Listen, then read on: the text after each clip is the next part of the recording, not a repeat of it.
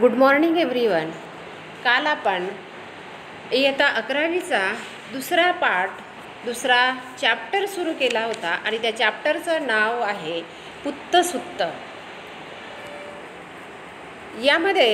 पुत्तसुत्त यामध्ये भगवान बुद्धांनी समाजामध्ये 3 प्रकारचे पुत्र असतात हे सांगितले होते आणि ते 3 प्रकारचे पुत्र, त्यापैकी पहिला पुत्र असतो अतिजातो म्हणजेच अतिजात, दुसरा पुत्र अनुजातो म्हणजे अनुजात आणि तिसऱ्या प्रकारचा पुत्र असतो अवजातो म्हणजे अवजात.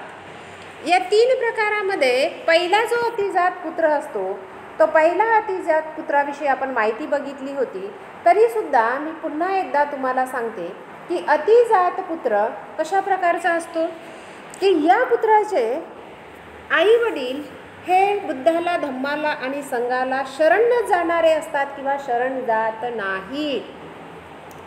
त्याचप्रमाणे ते प्राण्यांची हिंसा करतात, चोरी करतात, खोटे बोलतात, कामवासनेमध्ये रत असतात, मद्यप्राशन करतात.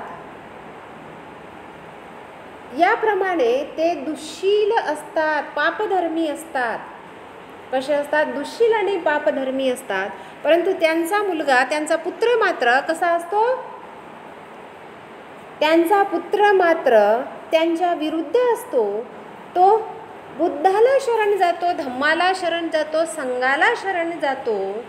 तो प्राणी हिंसा करीत नाही, खोटे बोलत नाही, चोरीसुद्धा करीत नाही, कामवासना करीत नाही. त्याचप्रमाणे सुरा किंवा मदिरासुद्धा पित नाही, मद्यप्राशन करीत नाही. आणि अशा प्रकारे हा पुत्र काय असतो?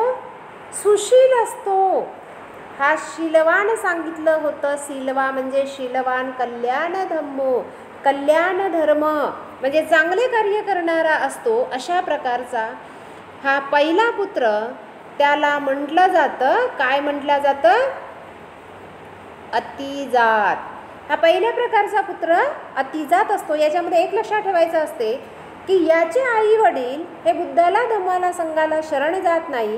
ते पापधर्मी असतात, दुःशील असतात. परंतु यांचा पुत्र मात्र कसा असतो? शीलवान असतो, कल्याणधर्मी असतो. तो बुद्धाला, धम्माला शरण जातो. आणि अशा प्रकारे अतिजात याला अतिजात पुत्र मानल्या जातं. ठीक आहे. काल मी इथपर्यंत तुम्हाला समजावून सांगितलं होतं. त्यानंतर बघूया, या चित्रामध्ये दाखवलेलं आहे की हे पती पत्नी बघा किती संयमित आहेत, शीलवान आहेत, सदाचारी आहेत. त्यांचा मुलगासुद्धा त्यांच्यासारखाच संयमित, सदाचारी वृत्तीचा दिसून येतो. याला कोणता पुत्र म्हणतात आपण बघूया. ठीक आहे. तर याविषयी माहिती बघू आता आपण. कथंच भिक्खवे पुत्तो अनुजातो होती. जो आई वडिलांप्रमाणे, माता पित्याप्रमाणे पुत्र असतो त्याला काय म्हणतात बघा. कथंच भिक्खवे पुत्तो अनुजातो होती. कथंच भिक्षुंनो अनुजात पुत्र कसा होतो किंवा अनुजात पुत्र कोणाला म्हणावे. इधन भिक्खवे भिक्षुंनो, इथे भिक्षुंनो पुत्तस माता पितरो होंती बुद्ध शरणंगता, धम्मं शरणंगता, संघं शरणंगता. काय म्हटलेलं आहे की भिक्षुंनो अनुजात पुत्र कसा होतो ते आपण बघूया. या ठिकाणी भिक्षुंनो पुत्राचे माता पिता, पुत्तस, पुत्राचे माता पिता, पुत्तसाचा अर्थ होतो पुत्राचे. पुत्राचे माता पिता कसे असतात? बुद्ध शरणंगता, बुद्धाला शरण जातात. बुद्धं शरणंगताचा अर्थ होतो बुद्धं शरणंगता, बुद्धाला शरण जातात. धम्मं शरणंगता, धम्माला शरण जातात. संघं शरणंगता, संघाला शरण जातात. त्या पुत्राचे आई वडील बुद्धाला शरण जातात, धम्माला शरण जातात आणि संघाला सुद्धा शरण जातात. पानाती पाता पटीवीरता, पानाती पाता पटीवीरता म्हणजे प्राणी मात्रांची हिंसा करण्यापासून ते विरक्त असतात, दूर असतात. म्हणजे याचा अर्थ काय होतो की प्राणी मात्रांची हिंसा ते करीत नाही. सुरा मेरय मज्ज पमाद ठाना पटीवीरता. सुरा मदिरा मद्यप्राशन करीत नाही. शेज शय्या ज्याला म्हटलं आहे उत्तम उत्तम शयनाशन, त्यावर सुद्धा ते झोपणार नाहीत. म्हणजे सुरा मदिरा शयनाशन यापासून ते दूर राहतात, याचा त्याग करतात. शीलवंतो काय म्हटलेलं आहे? शीलवंतो कल्याण धम्मा. ते कसे आहेत? शीलवान आहेत, कल्याण धर्मी आहेत. त्या पुत्राचे आई वडील कसे आहेत? शीलवान आहेत, कल्याण धर्मी आहेत. पुत्तोपी नेसंग होती. या ठिकाणी पीचा अर्थ होतो सुद्धा. या ठिकाणी पीचा अर्थ होतो सुद्धा. त्यांचा पुत्र सुद्धा त्यांच्यासारखाच, त्यांचा पुत्र सुद्धा त्यांच्यासारखाच बुद्धं शरणं गतो, बुद्धाला शरण जातो. धम्मं शरणं गतो, धम्माला शरण जातो. इथे बघा, गतो म्हणजे जातो. गतो म्हणजे जातो. आपण याच्या आधी अनेक वचनामध्ये बघितलं होतं. बुद्धं शरणं गता. गता म्हणजे जातात. गताचा अर्थ जातात आणि गतो म्हणजे तो जातो. हा एकवचनी आहे आणि गता हा अनेकवचनी आहे. बुद्धं शरणं गतो, धम्मं शरणं गतो. बुद्धाला शरण जातो, धम्माला शरण जातो, संघाला शरण जातो. पानातिपाता पटीवीरतो. पानातिपाता पटीवीरतो. अदिन्नदाना पटीवीरतो. कामे सुमिच्चाचारा पटीवीरतो. मूसावादा पटीवीरतो. सुरा मेरय मज्ज पमाद ठाना पटीवीरतो. शीलवा कल्याण धम्मो एवं खो भिक्खवे पुत्तो अनुजातो होती. या ठिकाणी म्हटलं आहे की पानातिपाता पटीवीरतो. तो प्राणी मात्रांच्या हिंसेपासून दूर आहे, दूर राहतो. चोरी करण्यापासून दूर राहतो. कामे सुमिच्चाचारा म्हणजे काम वासनेच्या भावनेपासून दूर राहतो. मूसा, मूसा म्हणजे खोटे बोलणे. मूसावादा खोटे बोलणे. तो खोटे बोलत नाही, खोटे बोलण्यापासून दूर राहतो. सुरा मेरे मज्ज प्रमाद ठाना पटीवीरतो. तो मध्य प्राणापासून, शय्यापासून दूर राहतो.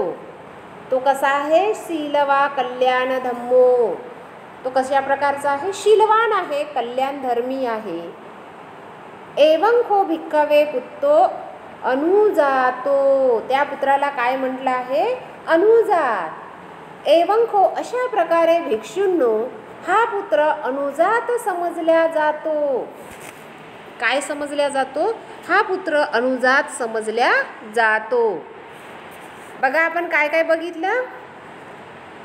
आपण या ठिकाणी पहिला कशा प्रकारचा पुत्र होता? अतिजात. पहिल्या प्रकारामध्ये कोणता पुत्र बघितला आपण? अतिजात पुत्र.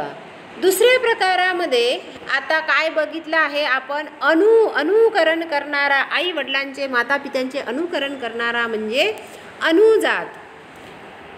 समजलं? अनुजात कशा प्रकारे असतो की त्याचे माता पिता सुद्धा बुद्धाला, धम्माला, संघाला शरण जातात.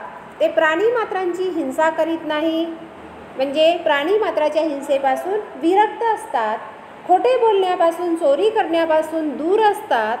कामवासना, त्याचप्रमाणे सुरा मदिरा, मद्यप्राशनापासून दूर असतात. त्यांचा पुत्रसुद्धा बुद्धाला, धम्माला, संघाला शरण जातो. तो सुद्धा खोटे बोलत नाही, चोरी करत नाही, प्राणहिंसा करीत नाही. कामवासनेच्या भावनेपासून आणि सुरा मदिरा यापासून तो दूर राहतो.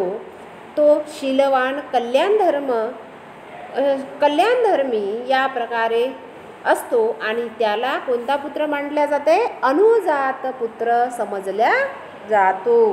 म्हणजे तो अनुजात म्हणजे आई वडिलांचं अनुकरण करणारा अनुजात पुत्र याप्रमाणे होतो. त्यानंतर बघूया तिसऱ्या प्रकारचा पुत्र आहे. या ठिकाणी आई वडील हे एकमेकांचं ऐकतात. म्हणजे आई वडिलांना म्हणत असते,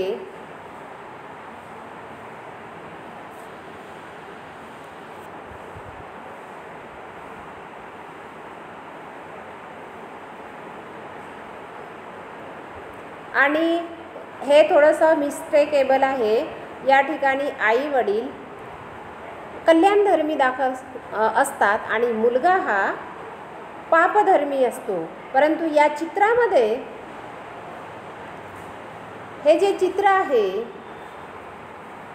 हे चित्र त्या पुत्राला अनुसरून नाही आहे, हे काहीतरी वेगळं दाखवलेलं आहे. त्यामुळे चित्र सोडून द्या. आपण यामध्ये काय सांगितलं आहे ते बघूया. बघा, अतिजात झाला, अनुजात झाला. आता अवजात पुत्र कसा असतो बघू. कथंच भिक्खवे पुत्तो अवजातो होती. भिक्षूंनो, कशा प्रकारचा पुत्र हा अवजात होतो किंवा अवजात असतो. कोणाला अवजात म्हटल्या जाते, कोणाला अवजात समजावे. इध भिक्खवे, इथे भिक्षूंनो पुत्तस्य माता पितरो होंती बुद्धं शरणं गता. बघा, जास्त कन्फ्यूज व्हायचं काम नाही. तुम्हाला तेच शब्द परत आलेले आहेत. तेच शब्द परत आल्यामुळे तुम्हाला कमीत कमी एक लाईन तरी पाठ व्हायला पाहिजे. कमीत कमी इथले नुसतं पुत्तस्य माता पितरो होंती बुद्धं शरणं गता हे शब्द आठवले तरी तुम्हाला एखादं भाषांतर लिहायला दिलं असेल तर ते भाषांतर या पाठातील आहे आणि अशा प्रकारचं आहे. हे तुम्हाला सहज समजू शकतं. खूप सोपं आहे. इदं भिक्खवे,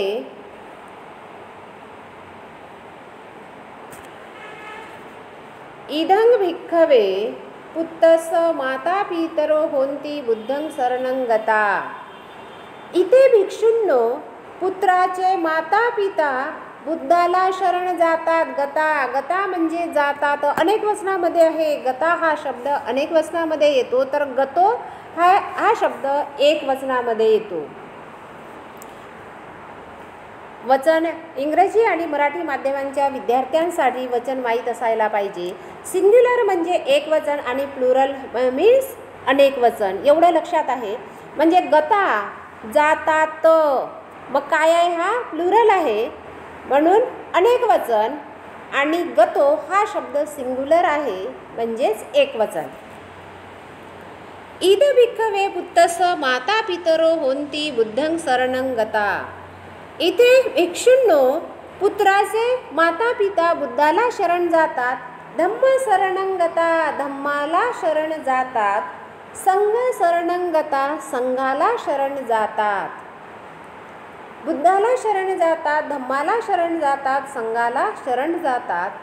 पानाती पाता पटिवीरता. पटिवीरता म्हणजे त्या विरक्त असतात, दूर असतात. ते प्राणी मात्रांची हिंसा करीत नाही. मुसावादा पटिवीरता, खोटे बोलत नाही म्हणजे खोटे बोलण्यापासून विरक्त असतात. सुरामेर मज्ज पमाद ठाणा पटिवीरता, ते सुरा मदिरा मद्यप्राशन करण्यापासून विरक्त असतात. शीलवंतो कल्याण धम्मो, ते कसे असतात, शीलवान. ते शीलवान आणि कल्याणधर्मी मानले जातात. मुलाचे आई वडील शीलवान आणि कल्याणधर्मी मानले जातात. पुत्तोच नेसंग होती, परंतु पुत्र मात्र त्यांच्यासारखा नाही. नेसंग होती, न बुद्ध शरणं गतो, न म्हणजे नाही, नचा अर्थ नाही. परंतु पुत्र मात्र त्यांच्यासारखा नाही. न बुद्धं शरणं गतो, तो बुद्धाला शरण जात नाही. गतो, इथे गतो शब्द आलेला आहे. परत गतोचा अर्थ होतो जातो. न आहे म्हणजे जात नाही.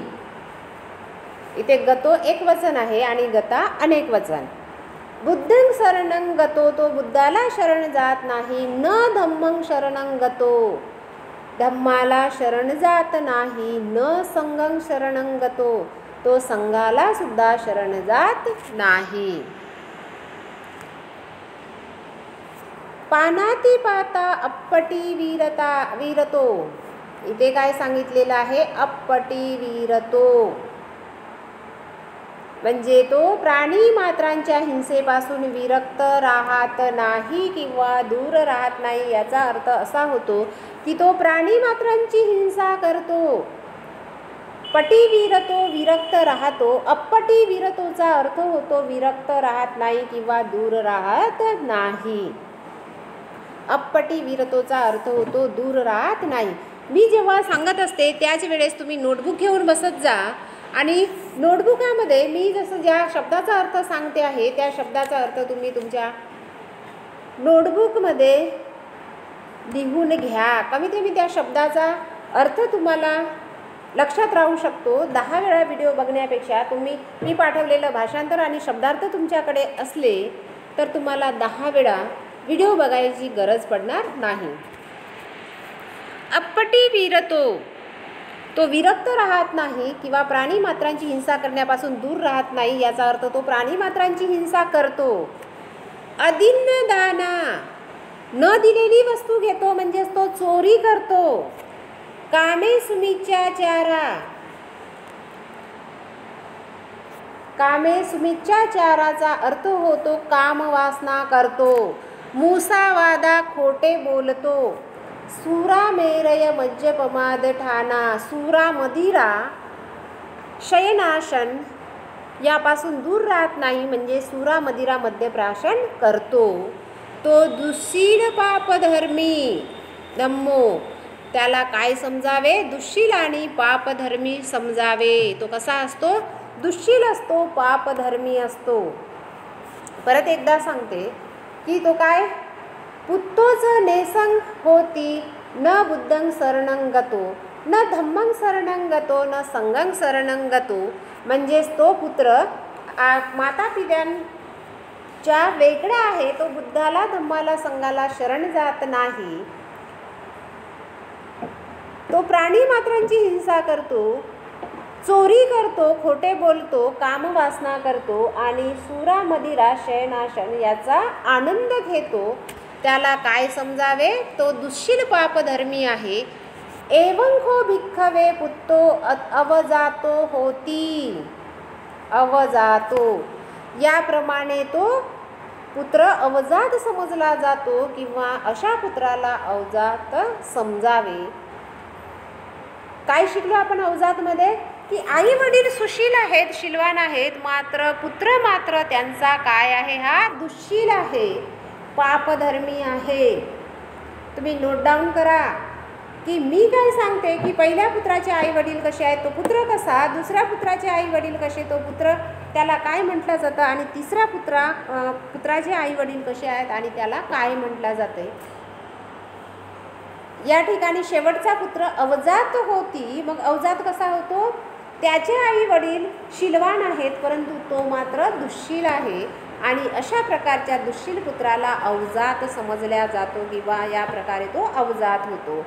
इमे खो भिक्खवे तयो पुत्ता संतो संविज्यमाना लोकस्मी इमे खो. इमे अशा प्रकारे भिक्षुंनो, तयो म्हणजेच 3, वारंवार सांगत आहे इथे तयो म्हणजेच 3, तयोचा अर्थ 3. तयो पुत्ता संतो सविज्यमाना लोकस्मी, अशा प्रकारे भिक्षुंनो हे 3 प्रकारचे पुत्र या जगामध्ये विद्यमान आहेत. एतमत्त भगवा अवोचं तथेत इति उच्यते. या अशा प्रकारे भगवानाने पुढील गाथा म्हटल्या किंवा पुढील प्रमाणे त्याने उच्चार काढले. अतिजातं अनुजातं पुत्तमिच्छन्ति पंडिता, अवजात न इच्छन्ति यो होती कुलगंधो. इथे म्हटलेलं आहे की अशा प्रकारे अतिजात आणि अनुजात पुत्तमिच्छन्ति पुत्राची इच्छा. पंडित लोक, पंडित म्हणजे शहाणे लोक अतिजात आणि अनुजात पुत्राची इच्छा करतात. पुत्तमिच्छन्ति म्हणजे इच्छा करणे, पुत्राची इच्छा करणे. पंडित पुरुष किंवा समजदार पुरुष अतिजात आणि अनुजात पुत्राची इच्छा करतात. अवजातं न इच्छन्ति, अवजात पुत्राची इच्छा करीत नाही. दुसऱ्या ओळीमध्ये अवजातं न इच्छन्ति, अवजात पुत्राची इच्छा करीत नाही. यो होती कुलगंधनो, तो कसा असतो? कुलाचा विनाश करणारा असतो. एतेखो पुत्ता लोकस्मि, येच भवन्ति उपासका. इथे काय म्हटलं आहे? अशा प्रकारे पुत्र जगामध्ये किंवा भविष्यात उपासक म्हणून समजावे. सद्दासीलेन संपन्ना वदयु, वदयु म्हणजेच उदार. वीतमच्चरा राग द्वेष, अशा पुत्रांमध्ये ते शील संपन्न असतात. सद्दासीलेन संपन्ना, ते श्रद्धावान असतात, शील संपन्न असतात, उदार मनाचे असतात, त्यांच्यामध्ये राग द्वेष निर्माण होत नाही. चंदो अभ्भगना मुत्तो परिसासु विरोचरे, आणि ते ढगामधून ज्याप्रमाणे चंद्रमुक्त होतो त्याप्रमाणे अतिजात आणि अनुजात पुरुष हे त्यांच्यासारखे विचरण करतात किंवा मुक्तपणे फिरत असतात. या ठिकाणी हा चॅप्टर या ठिकाणी समाप्त झालेला आहे. काय सांगितलं आहे या पाठामध्ये? फक्त एवढंच लक्षात ठेवायचं आहे तुम्हाला की समाजामध्ये 3 प्रकारचे पुरुष असतात आणि तीन प्रकारचे पुत्र असतात. आणि ते 3 प्रकारचे पुत्र कशा प्रकारे असतात, त्या पुत्रांचे नाव काय असतात हे लक्षात ठेवा. पहिला पुत्र असतो अतिजात, त्याचे आई वडील हे पापधर्मी असतात, परंतु पुत्र मात्र शीलवान असतो, शीलधर्मी असतो, पुण्यधर्मी असतो, कल्याणधर्मी असतो, हे लक्षात ठेवायचं. दुसऱ्या पाठामध्ये दुसऱ्या प्रकारचा पुत्र हा अनुजात असतो. अनुजात म्हणजे आई वडील सुद्धा त्याचे शीलवान असतात, कल्याणधर्मी असतात, पुत्रसुद्धा त्यांच्यासारखाच शीलवान कल्याणधर्मी असतो. अवजात प्रकारचा पुत्र हा मात्र आई वडील शीलवान असतात, पुण्यधर्मी असतात, कल्याणधर्मी असतात, परंतु पुत्र मात्र हा दुःशील असतो, पापधर्मी असतो. एवढी गोष्ट लक्षात ठेवायची की अतिजात पुत्र हा बुद्धाला संघाला शरण जातो, त्याचप्रमाणे अनुजात सुद्धा शरण जातो आणि अवजात पुत्र हा शरण जात नाही. एवढ्या गोष्टी लक्षात ठेवा. तुम्हाला पाठाचं भाषांतर वाचलं की पाठ पूर्णपणे लक्षात येऊन जाणार. पाठाचं भाषांतर नाही, मी इतक्या सोप्या पद्धतीनं सांगितलं आहे तुम्हाला की तुम्ही 1दा 2दा 3दा हे व्हिडिओ बघा आणि पाठ समजून घ्या. मी यानंतर तुम्हाला भाषांतर पाठवते. भाषांतर पाठवल्यानंतर तुम्ही पाठाच्या मागील जे एक्झरसाइज आहे ती एक्झरसाइज सोडवून बघा. नाही आलं तर पुन्हा नेक्स्ट जेव्हा पिरियड असेल त्यावेळेस मी तुमची झूम मीटिंग घेणार. ठीक आहे, आता आपण इथेच थांबू. धन्यवाद.